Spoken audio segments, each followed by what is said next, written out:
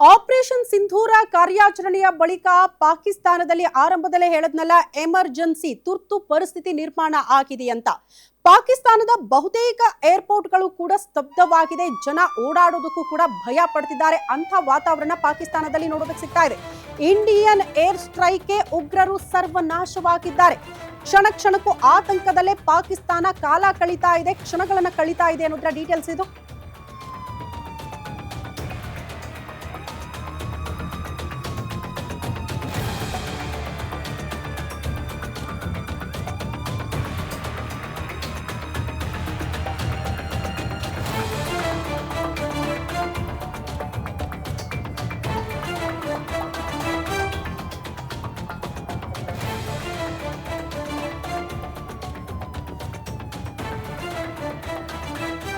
ಕ್ಷಣ ಕ್ಷಣದಲ್ಲಿ ಆತಂಕ ಕಳೀತಾ ಇದೆ ಪಾಕಿಸ್ತಾನ. ಯಾವ ಕ್ಷಣಕ್ಕೆ ಏನಾಗುತ್ತೋ ಅನ್ನುವಂತಹ ಆತಂಕ ಸಹಜವಾಗಿ ಮನೆ ಮಾಡಿದೆ ಪಾಕಿಸ್ತಾನದಲ್ಲಿ. ಮತ್ತೆ ವಾಯು ಪ್ರದೇಶವನ್ನ ನಿರ್ಬಂಧಿಸಿದೆ ಪಾಕಿಸ್ತಾನ. ಪಾಕ್ನಲ್ಲಿರುವಂತಹ ಎಲ್ಲ ಏರ್ಪೋರ್ಟ್ಗಳು ಸದ್ಯಕ್ಕಂತೂ ಬಂದ್ ಆಗಿದೆ, ಸ್ತಬ್ಧವಾಗಿದೆ ಅನ್ನೋದ್ರ ಡೀಟೇಲ್ಸ್ ಇದು. ನಾಗರಿಕ ವಿಮಾನಯಾನವನ್ನ ಕೂಡ ಪಾಕ್ ಸರ್ಕಾರ ಸ್ಥಗಿತಗೊಳಿಸಿದೆ ಮುನ್ನೆಚ್ಚರಿಕಾ ಕ್ರಮವಾಗಿ.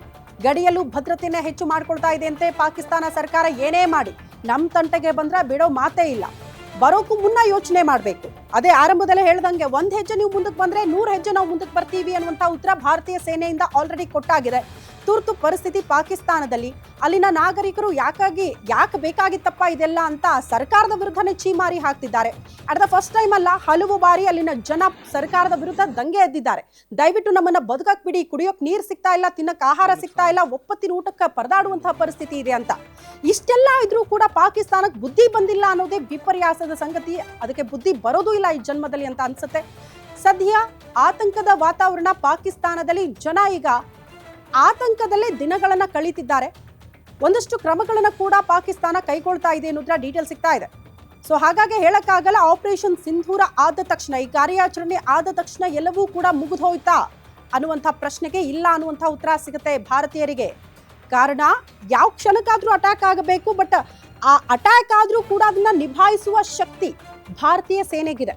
ಅದಕ್ಕೆ ಸಂಬಂಧಪಟ್ಟಂತಹ ಸಿದ್ಧತೆಗಳು, ಪೂರ್ವ ಸಿದ್ಧತೆಗಳು ಆಗ್ತಾ ಇದೆ ಗಡಿ ಭಾಗದಲ್ಲಿ ಅನ್ನೋದ್ರ ಡೀಟೇಲ್ಸ್ ಕೂಡ ಸಿಗ್ತಾ ಇದೆ. ಹಾಗಾಗಿ ಆಪರೇಷನ್ ಸಿಂಧೂರ 2.0 ಕಾರ್ಯಾಚರಣೆ ಪ್ರಾರಂಭ ಆದ್ರೂ ಕೂಡ ಆಶ್ಚರ್ಯ ಪಡಬೇಕಾಗಿಲ್ಲ. ಜಸ್ಟ್ ಸ್ಯಾಂಪಲ್ ಅಷ್ಟೇ. 9 ಉಗ್ರ ನೆಲೆಗಳು ಇನ್ನೂ ಕೂಡ ಕಾರ್ಯಾಚರಣೆ ಬಾಕಿ ಇದ್ದಂತೆ ಕಾಣಿಸ್ತಾ ಇದೆ. ನಿನ್ನೆ ಬೆಳಗ್ಗೆ ಇದ್ದು ಆಪರೇಷನ್ ಸಿಂಧೂರ ಹೆಸರು ಕೇಳಿದ ತಕ್ಷಣ ಅನೇಕ ಭಾರತೀಯರ ಮೈ ರೋಮಾಂಚನ ಆಯಿತು. ಎಂತ ಹೆಸರಿಟ್ಟಿದ್ದಾರೆ ಈ ಕಾರ್ಯಾಚರಣೆ